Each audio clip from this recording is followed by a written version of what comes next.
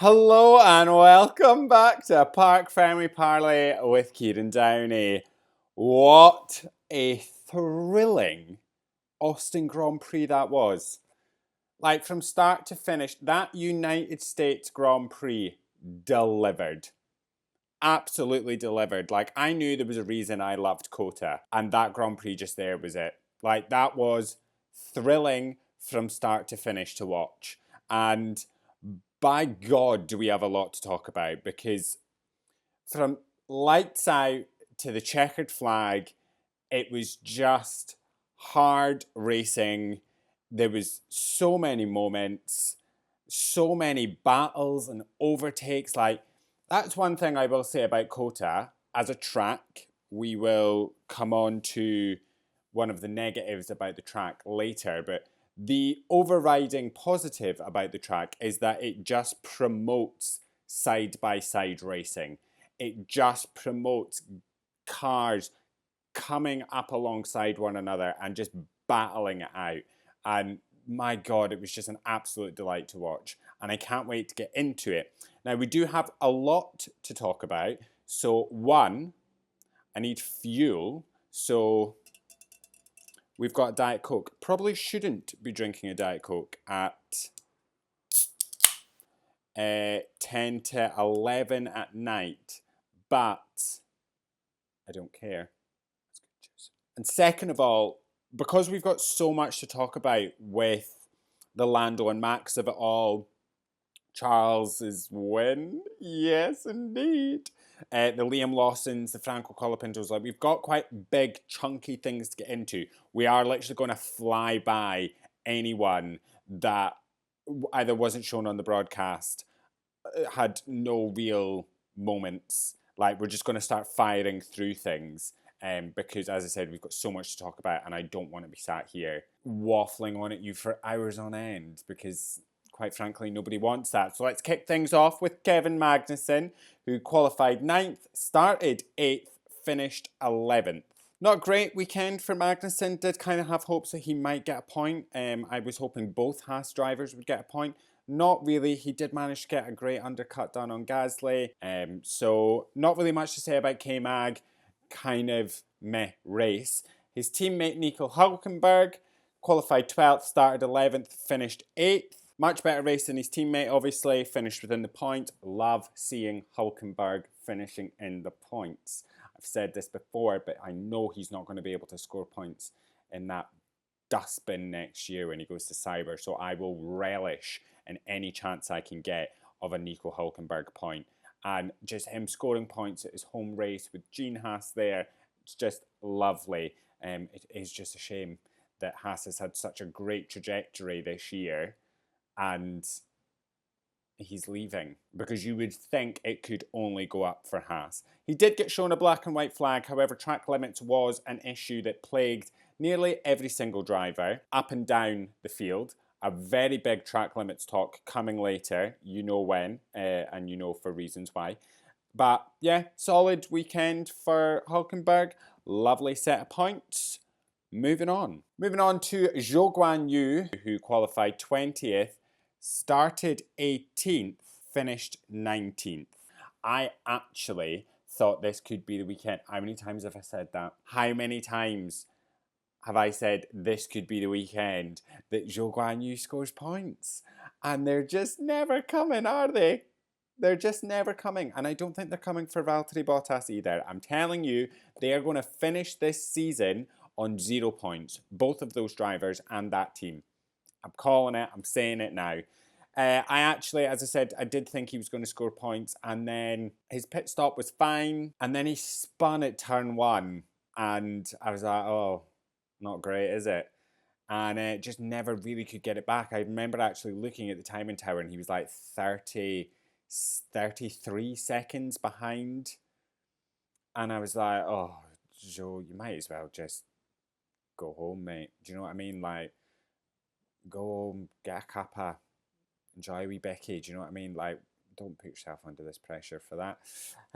So, yeah, not much to say about him. His teammate, Valtteri Bottas, who qualified 18th, started 16th, finished 17th. The big talking point for Valtteri Bottas was that he got George Russell a 5-second penalty. He didn't actually cause it, but Bottas, I will say, played a pretty decent game in this. And this is the flip side of the argument to what we're going to talk about later on. But coming into turn 12, Russell was doing the dive bomb. He was ahead at the apex, took the racing line. Bottas was on the outside, which meant that Bottas was off the track. He then got on the blower, and of course the stewards deemed it as Russell forcing Bottas off the track.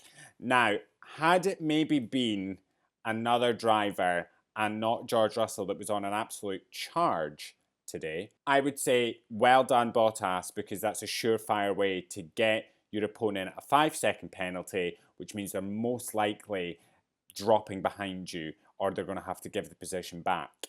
Unfortunately, that wasn't the case for Valtteri because he was against George Russell. Russell did get the 5-second penalty, but Russell just on he went. He just kept it going. So that's it for that, and that's it for Valtteri Bottas. Not much to say about him. As I said, I am absolutely certain that Sauber's going to finish the 2024 season on no points.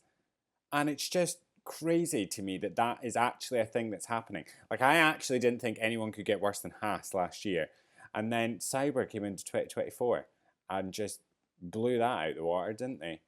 It's actually comical how bad Sauber have been this year. And do you know what's even worse? Is that Valtteri is actually behind Logan Sargent in the standings. The man doesn't even race in F1 anymore, and he is behind Logan Sargent. The only drivers to not score a single point so far this season is Valtteri Bottas, Zhou Guanyu, and Logan Sargent. Liam Lawson is one race back in. Hasn't raced in over a year and scored points. What's actually going on? What are they doing? And they've like brought upgrades as well. They're like bringing upgrades to races and the car just doesn't improve. I just don't get it. Moving on to Yuki Tsunoda, who qualified 11th, started 10th, finished 14th. Yuki seemed to be doing all right in the first half of the race, and then he pitted and he came out and he was kind of battling with Alex Albon for a while, and Albon, there was a bit of a battle with them, and Yuki left the track, gained the advantage. The stewards were like, 5-second penalty. This is just not a weekend that Yuki Tsunoda would want, because it is Liam Lawson's first race back as his teammate, and Liam Lawson just performed brilliantly, absolutely brilliantly. And if there is any kind of, you know, like race to see who should replace Perez at Red Bull, if that is a conversation of, look, we're actually going to replace Perez now, he's obviously not going to get any better, we can't do another year like this where, you know, our second driver's really going to cost us massively and we need to put somebody from the younger team in, races like what's just happened is a surefire way for Yuki to make sure it was not him. Liam Lawson went, let's talk about Liam actually, because that's all I've really got to say for Yuki. No, sorry, it's not actually. Yuki pitted on lap 18 and Liam Lawson pitted on, I wrote it down, lap 37 and still came out ahead of Yuki Tsunoda, which obviously pissed Yuki off. And Yuki was like, how have you let this happen? Like, how have we let this, how has this happened? And they were like, yeah, like, you know, he went really long. You had a 5-second penalty, blah, blah, blah. And I don't know whether Yuki got himself worked up about the situation and kind of made a silly mistake going into turn one. Going into turn one, he did lock up ever so slightly and sort of spun off a little bit, which obviously didn't help at all, and is probably one of the few reasons why he's not inside the points. I wouldn't say he drove a points-worthy race this weekend. I wouldn't say Yuki drove a good race at all, to be honest with you. We know Yuki's a bit of a firecracker, so did he get himself so worked up about the Lawson of it all that he made some silly mistakes? Food for thought. However, his teammate, Liam Lawson, who qualified 15th, started 19th, finished 9th. Well done, Liam Lawson. What a triumphant return to Formula One. I actually can't believe my prediction came true that he would get a point. The fact that Liam Lawson has come into this weekend, which is his first race in over a year, starts P19 after taking a 60th place grid penalty, continues his little battle with Fernando Alonso, which I think may be my new favourite feud on the grid, and ends up finishing P9. By lap 6, the man was up to 12th. In 6 laps. Like, to be fair, that sort of turn 1, there was a big jumble up of positions, but incredible, to be quite frank. He went 37 laps on his hard tyres, pits, comes out ahead of his teammate, and goes on to finish P9. Like, just absolutely stellar. Stellar work from Liam Lawson. This is exactly the return to F1 he would have wanted. Was a bit of a conversation like, yep, he did well last year, but there was no real pressure on him last year. He was just sort of replacing Daniel whilst Daniel was out for getting surgery because he broke his hand. And yeah, amazing, great, fantastic, whatever. This is where it mattered. This is where it counts. He is auditioning for a seat for next year, and those types of performances are going to get him that seat. And it could get him a seat in a better team than the one he's in right now. Just saying, if Checo is potentially getting the punt, if this is what Liam Lawson's going to do over the next 6 races, like, that's a performance and a half. I said this after, was it the sprint? I can't remember what episode it was when I was talking about this, and I was like, Yuki just doesn't seem to be getting a look in, does he? And I think this is going to annoy him even more. That if Lawson continues these performances, this is obviously only his first weekend back, but if this is going to be Lawson's performance over the next 6 races, and Red Bull will heap praise on him, Helmut Marko will, Christian will, like, all the bigwigs at Red Bull will just heap the praise on him, and all the questions will start getting floated around about, is Lawson going to replace Perez? It'll just piss Yuki off more. It will, because that man just doesn't get a look in at a Red Bull seat at all. You never, ever really hear them mention Yuki's name in contention for a Red Bull seat. And I think weekends like this will only exacerbate? Yeah, that issue. It's going to be an interesting one. It's going to be very, very interesting, because we're still not getting the performance from Perez that Red Bull so desperately want, and Christian Horner is crying out for at this point. They're still not getting that. So is Liam Lawson potentially auditioning for that seat and not just for a V-carb seat? I don't know, but Lawson put a stellar performance on this weekend. Absolutely stellar. Triumphant return. Couldn't be happier for him. I just could not be happier for the man. He was absolutely perfect out there. So well done, Liam Lawson. All right, next up is Alex Albon, who qualified 16th, started 14th, finished 16th. Not really a race that Alex Albon would have wanted, to be honest with you. I think he may have sort of had an eye on some points. As I said, this was a track that really promoted some decent racing and some great overtakes. So maybe Alex would have thought, I could maybe get some points here, especially when his teammate performed the way he did. Albon obviously had a little bit of a tap with Esti Bestie at the top of turn 1. Racing incident. It was lap 1, no further investigation. It's quite funny how the rookies have kind of come out and shown up their seasoned teammates, as it will be, because Liam Lawson obviously performed so brilliantly, and so did Franco Colapinto, who qualified 17th, started 15th, finished 10th. Let's get Colapinto a permanent seat. Fantastic work from Colapinto. Like, can we get Colapinto a permanent seat, please? Like, can Nara Smith just, like, make him one from scratch? Because, my God, what a outing this man is having in replacement of Logan Sargent. Just watching Colapinto drive, he is not afraid one bit. He's not out there taking it easy. He is driving for his life, showing what he can do, and he's auditioning beautifully for an F1 seat. Like, a team would be stupid to pass him by, to be honest with you. And if I was Sauber, I'd be looking at Colapinto. Like, I understand Valtteri's seasoned, but the Colapinto is just smashing that Williams. Absolutely killing it in that Williams. Definitely think he is worthy of a seat. He's doing what Liam Lawson did last year. I think he's actually outscored what Liam Lawson did last year. Definitely think we should be looking at Colapinto getting a seat. He was another one that went really long on those hard tyres, 39 laps on those initial hard tyres, and the hard tyre was not a good tyre. Like, everyone struggled on the hard tyre, so the fact that he could take it 39 laps is impressive. He did a wonderful little job for Russell. He held up Perez.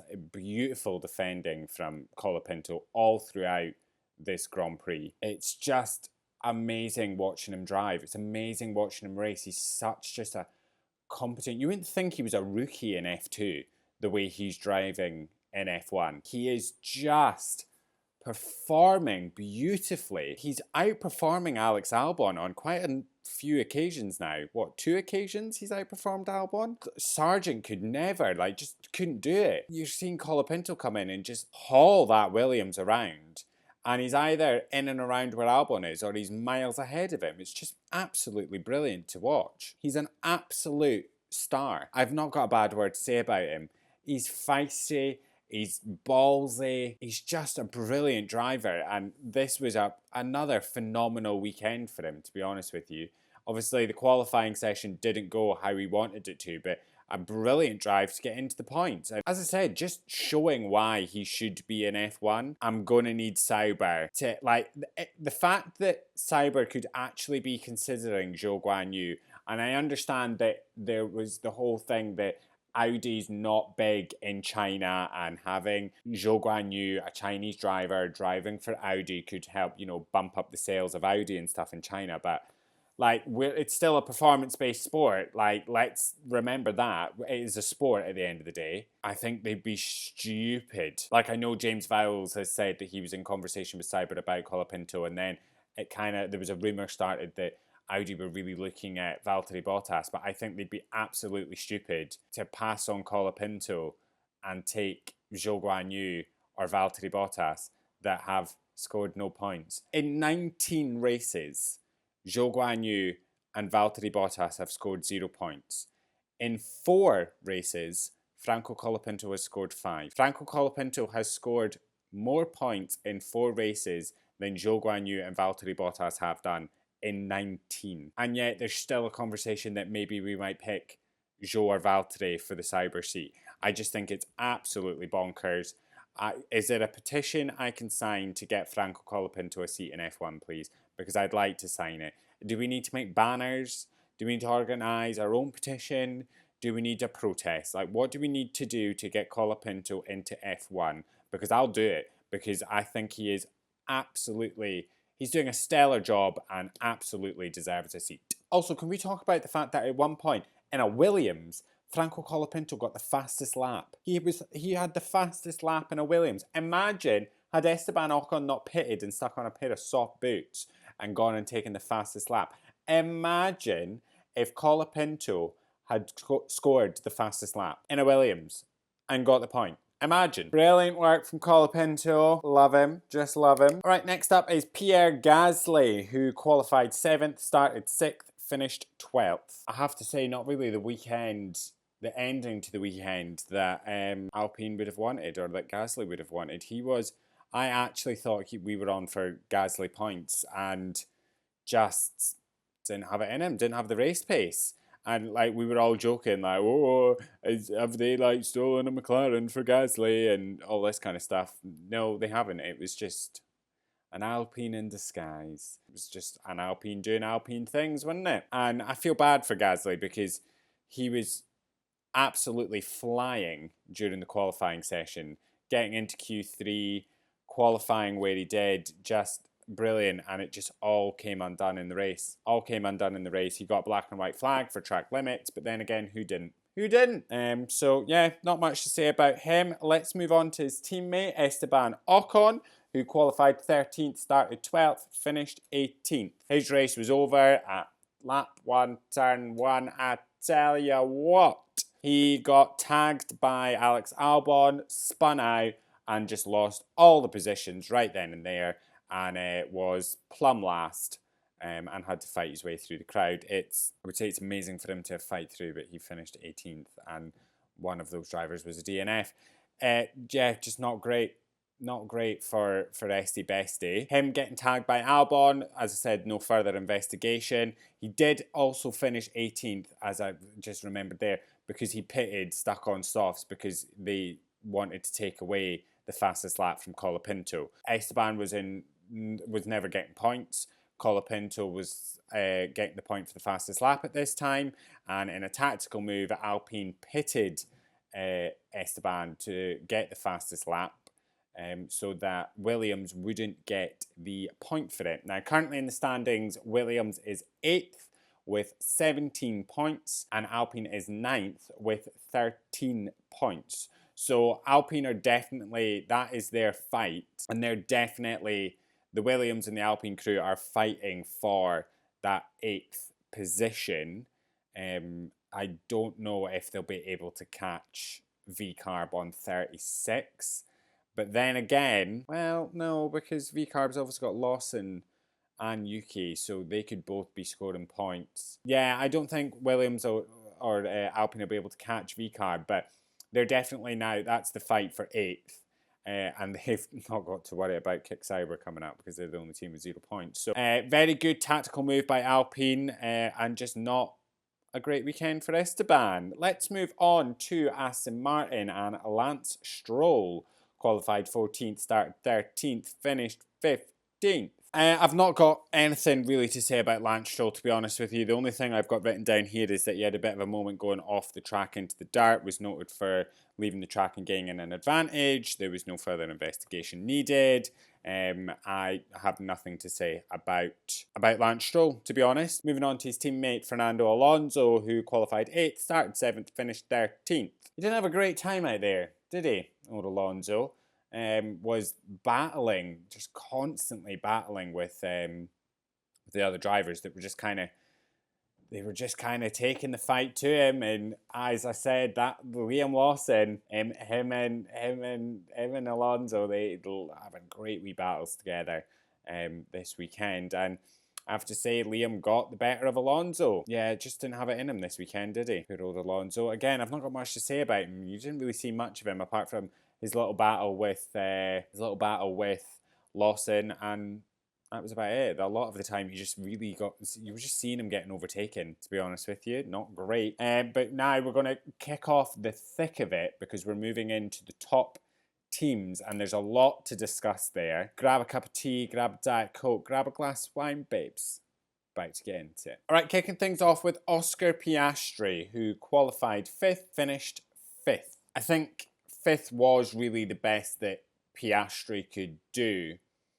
I don't know what happened with McLaren this weekend. It just wasn't the car that we've been used to seeing this year. It wasn't the fastest car out there at all, to be honest. And he was there to kind of defend for Lando. Even at that, Lando was kind of running his own. Just not a poor weekend for Piastri, but just not a blinder that we're kind of used to seeing from him. He did help his teammate out a little bit at the very, very end of the race when Lando got his penalty for track limits for leaving the track and gaining the advantage. Oscar did drop back, so that Lando would only drop back 1 position and not 2. So a nice little bit of helping his teammate out there in the championship fight. But, I don't really have much to say for Oscar, which is wild because usually Oscar's one of the drivers that you have a lot to say about, but just not much. But let's move on to Lando Norris, who qualified 1st, finished 4th. First of all, lap 1, turn 1, Lando should have closed the door on Max more. Lando left the door open, which allowed Max to come up the inside and push. Well, yeah, to be fair, push Lando wide, but it's a hairpin corner. Max did dive bomb him, and Lando allowed him to do that, and Lando complained that obviously he got pushed off the track by Max. You know, it's lap 1, it's turn 1, it's a hairpin, there's not much you can do. Nothing was ever really going to happen. He didn't even really ask for Max to give the position back to him. He just kind of accepted the fate, and off he went. He did obviously lose a couple of positions because he went from 1st to 4th, whilst Leclerc went from 4th to 1st. Lando did make his feelings on that sort of dive bomb by Max very clear. He did say that Max dive bombed me. He had no intention of giving the position back, and he had no intention of taking the corner normally, purely because he was so far on the inside that you can't turn. You know, the cars are carrying such a speed, and because of the nature that Max took turn 1, you know, it ran Lando wide.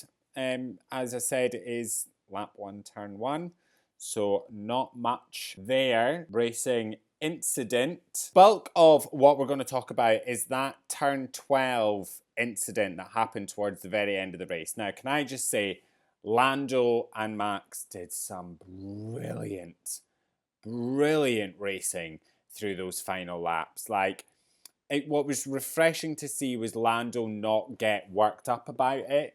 Like, Lando keeping his cool and just constantly just trying to gain on him every lap. And there was quite a few moments coming into turn 12 and kind of into turn 1 where Lando was trying to get the move done, and it did kind of seem that that first sort of weaving S's just after turn 1, sort of 2 onwards through up through to turn 11 was where Lando sort of lost the advantage that he was gaining on Max, just following through quite a tricky set of corners in the dirty air of the Red Bull, and just wasn't able to gain. He was able to stay on the back of Max pretty well, but he just wasn't able to close the gap. He was actually losing a gap a little bit through those corners. And then came the turn 12 incident. So, coming up to turn 12, which is pretty much a 90-degree, maybe even more than a 90-degree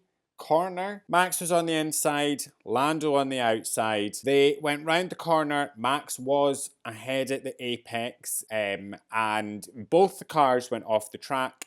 Lando came back onto the track ahead of Max. He was then noted for leaving the track and gaining an advantage. Straight on the blower. Max was straight on the blower saying, "Hey up, he's left the track and gained the advantage. He should give that back." GP was like, "Yep, we're already on it. We've sent it to the stewards," along with another incident. What was the other incident? Plus Lando moving under the braking, and the stewards gave Lando a 5-second penalty. Now, as I said, that then dropped him down from P3 into P4. Oscar pulled back a little bit so it wouldn't be a P5. And then Lando came over the radio towards the end and said, or after the race, and said, "Well, if that was going to be a 5-second penalty, tell me to give the position back. I would have given it back and then gone and fought again." Here's how I see it. Max was ahead at the apex, and I think that the commentators are right in saying that Max does understand the grey areas of the rules a little bit better than some of the drivers and what you can and can't get away with. So yes, even though he was ahead at the apex, he did pretty much really late brake going into that corner, which meant both him and Lando had to take a wider turn into that corner, a wider line into that corner, which meant they both went off the track, which meant that when Lando came back on ahead of him, Max could say he's left the track and gained the advantage. It's a very smart move by Max Verstappen. I will say that. Very smart move. I agree with Lando. I think McLaren should have been straight on the blower to Lando and said, "Give that position back up. You know, just try again." Lando had fresher tyres than Max, so he could have dropped back behind Max and then just continued to fight across the final few laps that they had and potentially won the position back without going off the track. I will also say that it's lovely that Lando says McLaren should have told him to do that, but Lando can see that he's not on the track.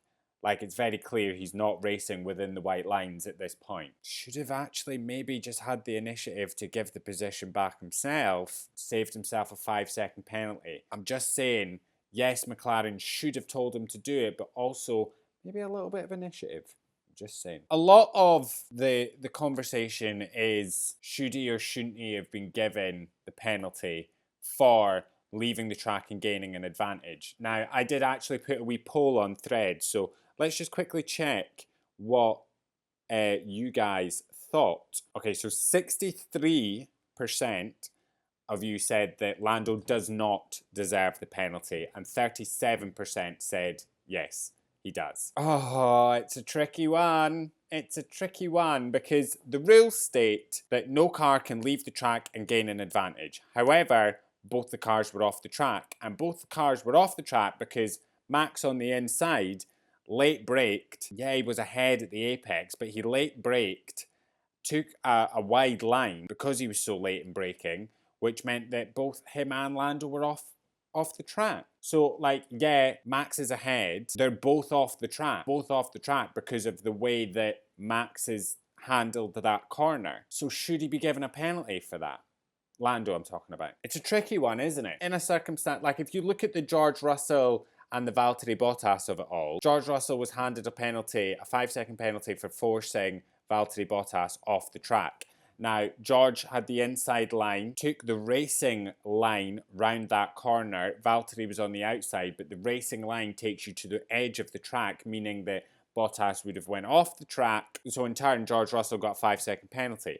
In that instance, I also say that George was ahead at the apex. The move was already done completely. George was so far ahead of Valtteri that Valtteri should have just backed off and not followed round. I don't think George Russell should have gotten that penalty, but I'll come to that in a second. So there's so many ways to look at it. Like, there's just a way to look at it which is almost basically a slam dunk of what the regulations say, that Max was ahead, Lando went off the track, Lando gained an advantage, Lando should be penalised. But then there's also such grey areas in the regulations. And Jenson Button said it brilliantly. Like, Jenson was like, we don't know who's at fault here. Like, the regulations aren't that clear on this, so we don't know who's at fault. The viewers at home don't know who's at fault. The stewards probably don't fully know who's at fault, but they've got to enforce a rule.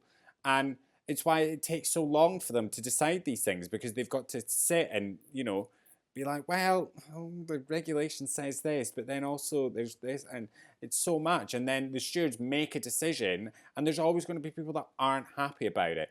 McLaren's not happy about it. Andrea Stella said that the stewards should never have gotten involved with it. Christian Horner's saying, well, that's the regulations are the regulations, and there we are. Max Verstappen says, hey, listen, I lost out to a position here in Austin to Kimi back in 2017. Lando has turned around and said he doesn't know who's at fault. Like, it's so confusing the way this is laid out. You know something? This is why I don't like tarmac runoffs. I do not like tarmac runoffs, because we just end up with this mess of a situation on our hands. It divides everybody, does me in. I just think there's better ways that these kind of issues can be handled.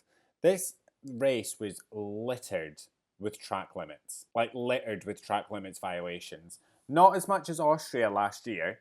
Obviously that had like, what, 83 track limit violations? And remember that the final classification for the race took hours before it was like posted to say this is actually the classification, because the stewards were just waving through scores and scores of track limits violations. Aston Martin were protesting loads because they were like, so many people have done it, and it actually resulted in the FIA speaking to the Red Bull Ring and saying you're going to have to put something in, to which they put gravel traps.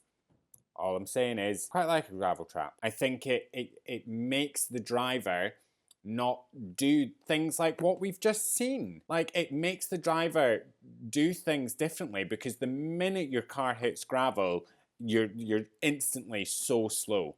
It's a race ruiner, and it just means you have to drive smarter and more carefully. It doesn't mean that you can late brake and just swing your car out round the tarmac leave the track and gain the advantage. The amount of 5-second penalties that were handed out today for leaving the track and gaining an advantage. Like, surely you would think that actually, do you know what might make this a bit better? A wee gravel trap. You don't need to put them everywhere, but just the key areas where you're getting these massive track limits violations. And I know that gravel is not preferred for series like MotoGP for the motorbikes because it doesn't really work for them, and I understand that completely. And I actually think that the gravel traps that were added at the Red Bull Ring in Austria were temporary and that they had planned to take them away for things like the MotoGP series. So I just think that this entire situation that we're talking about with Max and Lando would not be happening had it been a gravel trap and not a tarmac runoff. I think there's times and places for tarmac runoffs. It's a mess. It's a complete mess. And everyone's just got such a different opinion on it. You then have people like Toto Wolff, who I think is a bit upset because Russell got a penalty. And I think he's just got a bit of a bee in his bonnet about Red Bull. Because when Toto was questioned about the stewarding decisions, the 5-second penalties that came out over the race by Ted Kravitz, he was very cryptic in what he said. He said that, there seems to be some kind of bias by the stewards and that, you need to look at the incidents that are the incidents that are happening when the stewards make these decisions that are seemed controversial, and look at the players involved and see, is there a bias? Is there a pattern emerging here? Is this something that needs to be looked at? And basically, without saying it, he was prompted by Ted a couple of times, but he was very careful with what he said. But basically compared the stewarding decisions from what we've just seen to the 2021 Abu Dhabi Grand Prix. I don't think they're the same. 2021 decision I don't even want to get into because it still just causes arguments that I can't be bothered with. But this was just stewards following rules. The rules do say that you leave the track, you gain in the advantage, you get penalised for it. I don't think this is so much a problem with the stewards' decisions because the stewards are just following the rule book, following the regulations, and they have been, what I will say, very consistent with handing out these 5-second penalties to those that have left the track and gained an advantage. I will say that. They have been very consistent with it a lot recently. I think the issue lies with the regulations that are not clearer on the areas surrounding this incident, and the track. The track just opens itself up to having these kinds of incidents. I'm not surprised. As I said, wouldn't have happened with a gravel trap. It's a shame for Lando to get the penalty because he was racing pretty well, and Max has extended his lead again. Max has extended the gap in the championship, which is not what Lando would want, and I think that's why he was fighting so hard. He's trying to win a championship here, and it's just not going his way. This first race back finished both the sprint and the Grand Prix one position behind Max, and Max is just opening up a nice little gap there. I think the constructors very much to play for. We'll come on to that in a second when we talk about the next team. But I think McLaren should have been a bit quicker on, because I think this also depends how risk averse you are, this entire situation, because you can leave the track and gain the advantage and be like, right, I'm going to get the 5-second penalty, but I can open up a 5-second gap here so that when I get the penalty, I'm not falling down a position. I can retain the position. So there's that. Then there's also, right, okay, I'm going to get a 5-second penalty here. So what I'm going to do is I'm just going to give the position back, and then I'm just going to go and fight for it again and get it legally. I can see where McLaren and Lando might have thought, no, don't give it back because you're going to open up the gap. You've got the faster car, you've got fresher tires, just go. But in the end, he didn't have enough time, he didn't have enough opportunity to do it. He wasn't quick enough to do that. And surely looking at the laps leading up to this incident, Norris not being able to close the gap to Verstappen as quickly and get the sort of overtake done as quickly they would have wanted, surely looking at those laps, McLaren might have thought, he's not going to be able to extend this gap. Let's drop him back and let's go again. Surely Lando would have thought that as well. Like, I'm not getting past him here. I'm really struggling to get past him here. I'm past him now illegally. Maybe I should actually just drop back and then we'll try again. But then maybe that's why they kept him ahead, because he wasn't able to pass so easily. So better to stay ahead. And maybe we'll get a penalty, maybe we'll not. As I said, there's so many different ways to look at this situation. There's so many different ways. I don't know, but Max Verstappen's extended his lead. I said it after the sprint. I'm going to say it again. I don't think Lando's winning this championship. I really don't. But we've got 5 more races after this, so we shall see. All right, moving on to the Scuderia and Carlos Sainz, who qualified 3rd and finished 2nd. Lovely little start for Sainz. He was right in amongst the thick of it. Lovely little battle with Verstappen. Sainz did some brilliant battling with Max at the start of the race and pulled off a lovely little undercut. He undercut Max beautifully for net 2, and I was a little bit worried that maybe he's gonna lose. He was going to lose position later on. I did get worried for Sainz at one point because he kept coming over the radio and being like, listen, I've got a little bit of a loss of power and the car stinks of fuel. I was like, oh my God, is it going to catch fire? Is he going to have to retire from the race? And they came back and were like, more phase 1 brake release for turn 1. And Carlos was like, I don't know what that means. And I'll be honest, I'm right there with you. Martin Brundle seemed to think it was maybe easing off the brakes a bit later. I don't know, I can't remember. They basically had some bits to change on his steering wheel that would fix the problem. And how these drivers drive in that heat at that speed, doing all this technical stuff and fiddling about with their keyboards, I don't know, it's very, very impressive. Chile had it in the bag and he came home 2nd. Oh, delighted for him, absolutely delighted for him. And the star of the show, my man's, the birthday boy, Charles Leclerc. What a birthday week, what a 27th birthday present. Qualified 4th, finished P1. He won. Oh yes he did. He won the Grand Prix. Ooh, ooh. Damn right that boy finished first. What a start to the Grand Prix he had. He was absolutely flying. He knew exactly what to do. Shot up that hill, swung himself round that corner, squeezed on past while Maxie and Lando were arguing, and just sailed off into the sunset.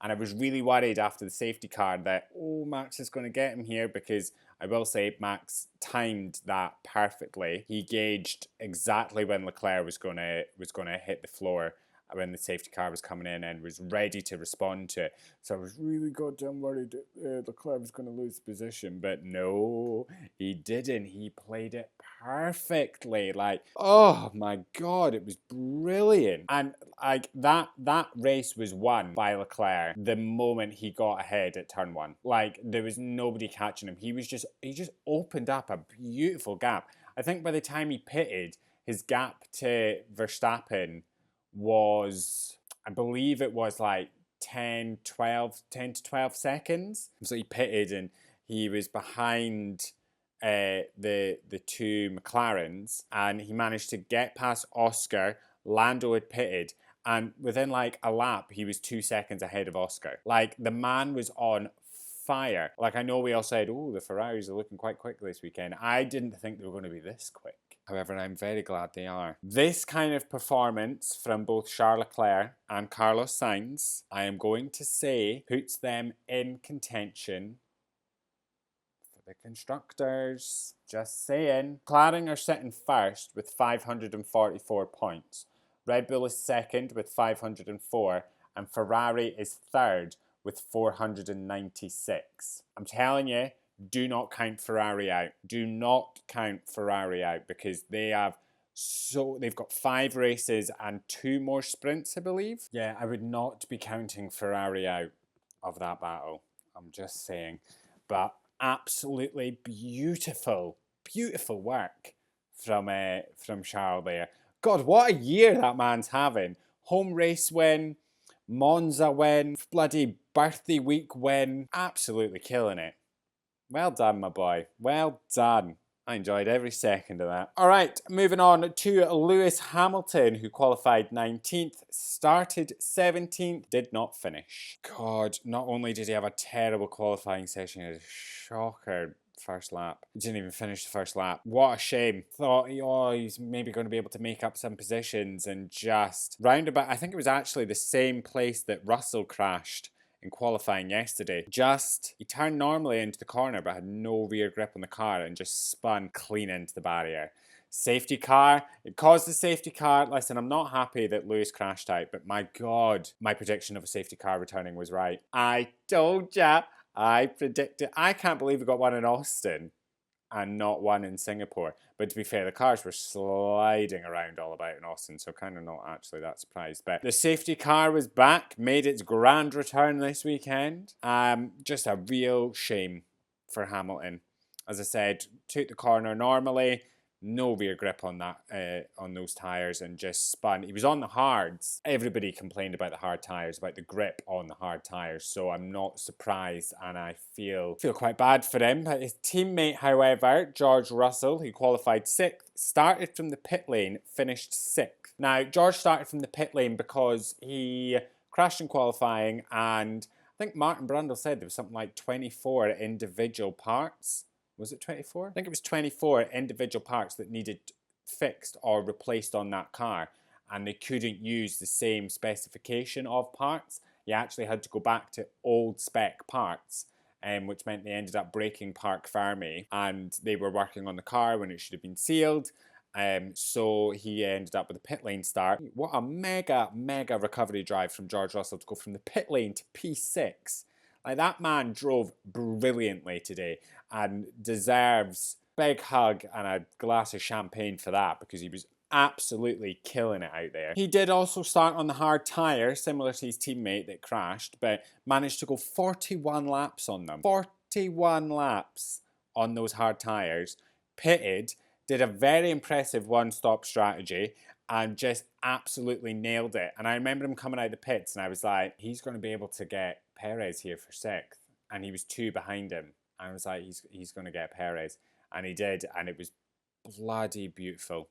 Absolutely brilliant. Mega job from George Russell there. Should be so bloody proud of himself, because that was just a brilliant recovery drive. As I said, it's a very big shame that Hamilton crashed out, but brilliant work from George Russell. All right, moving on finally to the Red Bull drivers, with Sergio Perez, who qualified 10th, started 9th, finished 7th. Again, just kind of was MIA for a lot of the race, wasn't he?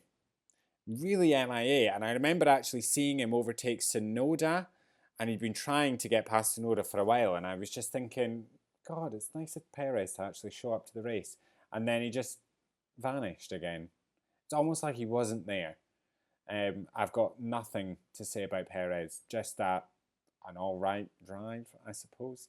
His teammate, Max Verstappen, who qualified 2nd, finished 3rd. I've kind of said all I really have to say about Max and the Lando situation. He did complain of an incident with an issue with his car. Oh no, sorry, he didn't complain of it.